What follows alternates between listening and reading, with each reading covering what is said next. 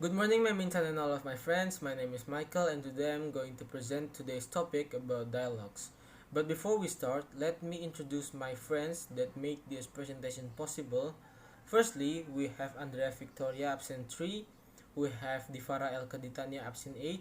Myself, absent 21. Nisrina Farah Palevi, absent 24. And Jevania Franklin Delano Saragi, absent 34. Firstly, we have persuading. Persuading is an expression to make someone agree, make someone do or believe something by giving them reasons. For example, you need to do this because blah blah blah or something like that. Doing it can be done by talking to them and making them believe it. The act of influencing the mind by arguments or reasons are offered with anything that moves the mind. Simply in Indonesian, persuasi itu adalah suatu ekspresi di mana kita harus membuat seseorang setuju dengan kita, dengan membuat mereka percaya atau memberi mereka alasan tertentu. Bisa dengan berbicara dan hal-hal lainnya.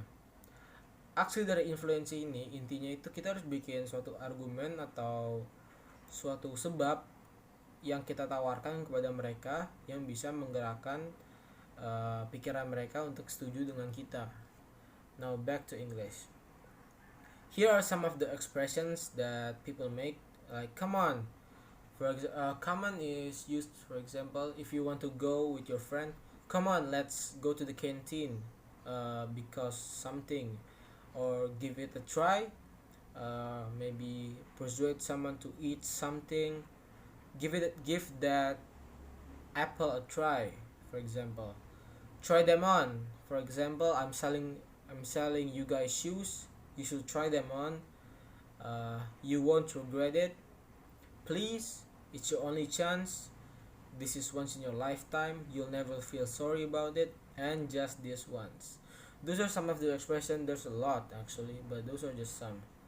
And here's the example of a conversation between Mark and Anthony where there's a persuasion there. So let's get into that. Let's get into that. Mark, Anthony, what are you doing this evening? How about a movie?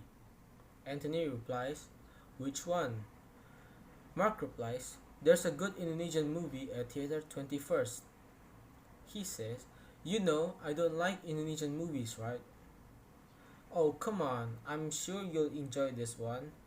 I don't enjoy Indonesian movies. I can't follow the conversation fully. And Mark says, so what? We're not Indonesian. Most of us are not able to follow the conversation fully, but there are many other things that you can enjoy. Anthony replies, that is true. Mark says, then why don't you come?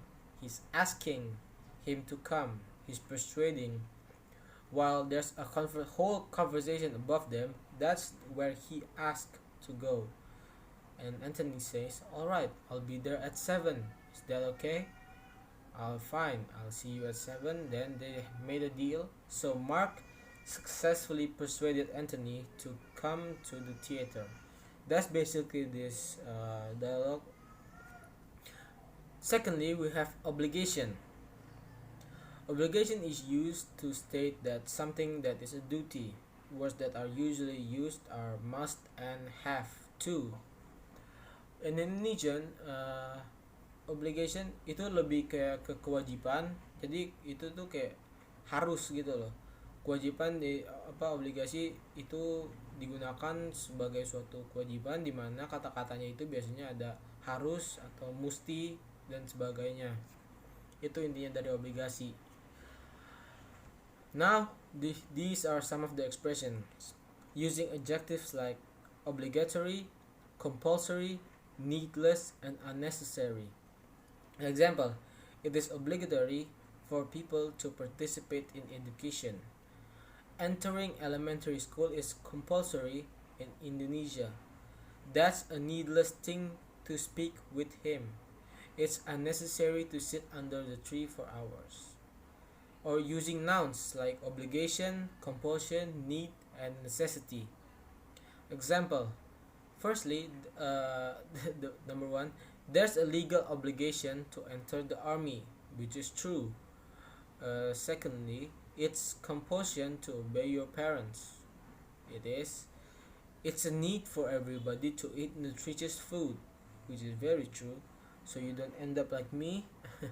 And number four, it is a necessity for a man and a woman to sit apart. Sorry, is it necessity for a man and a woman to sit apart? Viewers, you can judge that by yourself. Is it a necessity? I can speak. Expression. Expression of non-obligation is like I don't have to go home, which means he doesn't have a must to go home. He doesn't have a reason to. Second, the worker must not have lunch at canteen. Third, the child doesn't have to do all the homework by himself. If it's not a must by the teacher, then that is correct. Here are some of the expressions by using verbs oblige. Example, my father obliged me to study every night. Some parents do that. Fourth is using modal auxiliaries. Must, have to, ought to, should. Here are some of the sentences that you can use. You must obey your parents. Every Muslim must pray 5 times a day. I have to go now. You ought to repair my watch. Those shoes should be repaired. I ought to wake up early. Some of those. Okay, so here are some of the dialogues. I'm going to read it, all of it, so bear with me. James, excuse me, Mr. Rudolph. May I come in? Mr. Rudolph replies, yes. James, come in, please. Well, how can I help you? James, I want to submit my math assignment. I know it's already very late. Mr. Rudolph replies, James, you were supposed, see, it's a must. You were supposed to submit this assignment a week ago, but you failed. Sorry, Mr. Rudolph can't accept it. So the yellow lines in the last bit is about persuading. This is now about obligatory. So Mr. James says, but please, Mr. Rudolph, give me a second. Let me explain my situation. Please, I beg you, Mr. Rudolph. Mr. Rudolph replies, what's your reason? James says, Mr. Rudolph, I was supposed to submit this assignment a week ago, but then my mother was ill. Good reason. Bad one though. Oof. Mr. Rudolph says, in that case, you were supposed to ask your friend to submit it. James says, I did, Mr. Rudolph. Unfortunately, she missed the paper and this morning she found it tucked in her algebra book. She was supposed to. See, these are same about supposed. I think, oh wait, 3 of them are supposed. So yeah, they are supposed. It's an obligatory. So that's the reason. Careful with my paper. I just learned that she had been so careless. Please give me a chance. Mr. Rudolph says, what if I turn down your assignment? James says, oh don't, Mr. Rudolph. It will break my heart. I promise I won't be late again. Mr. Rudolph, okay, but just this time. Next time there will be no excuse at all. James says, thanks, Mr. Rudolph. You're a good teacher. And he is. So there's supposed to be an answer, but I think my team already did that on last Thursday. So this is the end of my presentation. So thank you all for listening.